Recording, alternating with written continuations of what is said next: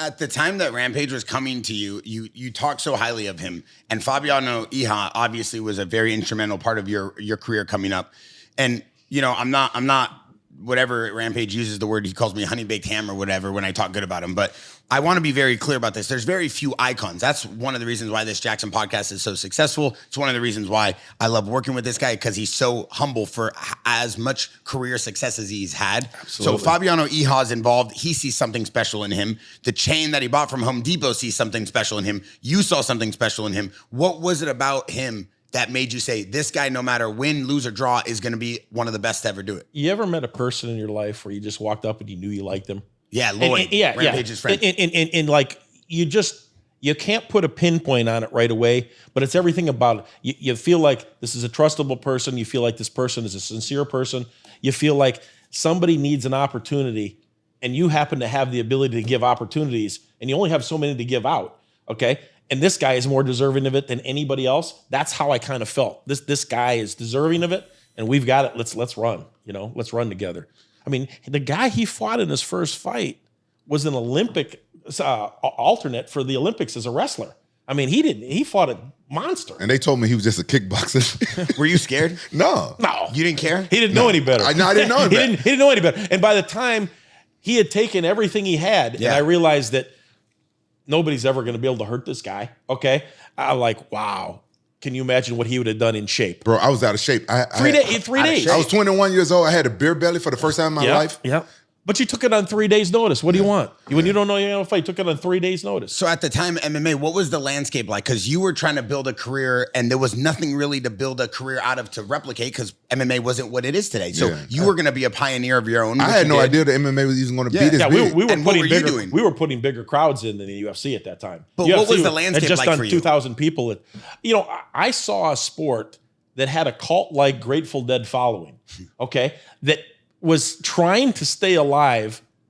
But eventually, I just believed there's just no way that these people would ever give up on this sport. And eventually, it would become bigger. Somebody big would get involved, and whatever piece that became, and it eventually became the Fertitta brothers. The Fertitta brothers are the guys responsible for it, you know? You have a relationship with them? I don't, because I've had a lot of, like in the early days, there was a lot of head-to-head confrontations. We walked into meetings right after they left the meetings. We were battling for a lot of the same things. The Best Damn Sports Show, which was the first... Tom Arnold. Yeah, which was the first show they ever put on regular television when they had, I think, a Chuck fight or a Tito fight on the Best Damn Sports Show. We pitched that to the Best Damn Sports Show. They came back to us and said, that's great, but we need 180 grand to do the production. I said, well, you guys are getting the benefits of it. Why would we pay for the production? Okay.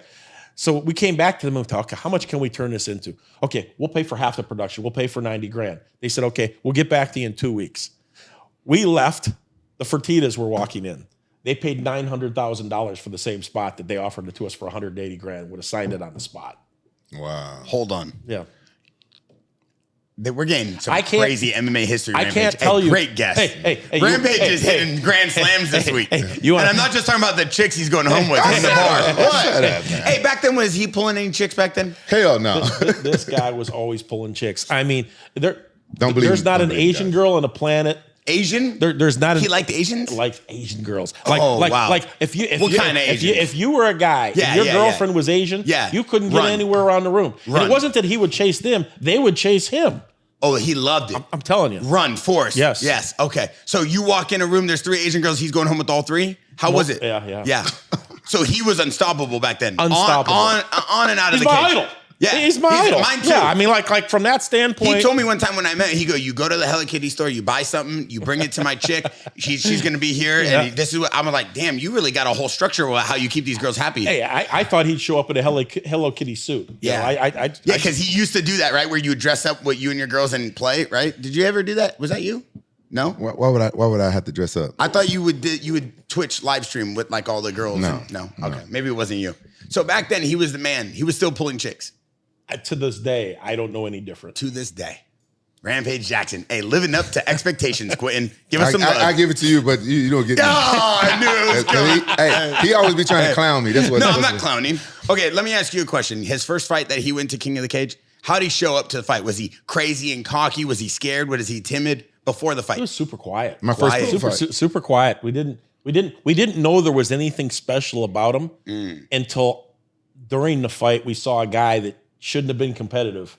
And he was competitive. And if the fight would have went 20 seconds longer, he was so tired. He couldn't stand up in between rounds. He sat down in his corner on the mat in between rounds and didn't think he could make it into the second round.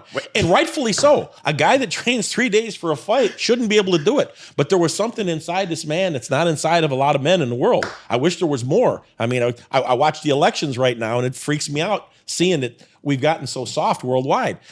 This guy, I would vote for this guy for president because I know we would never, ever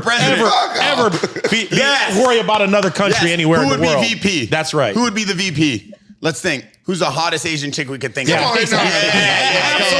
that. Absolutely. He's splitting votes. No? Get off that. Come on, man. Come on. It's true. Is it true that you left King of the Cage that night with a stretch limo with like 5 girls?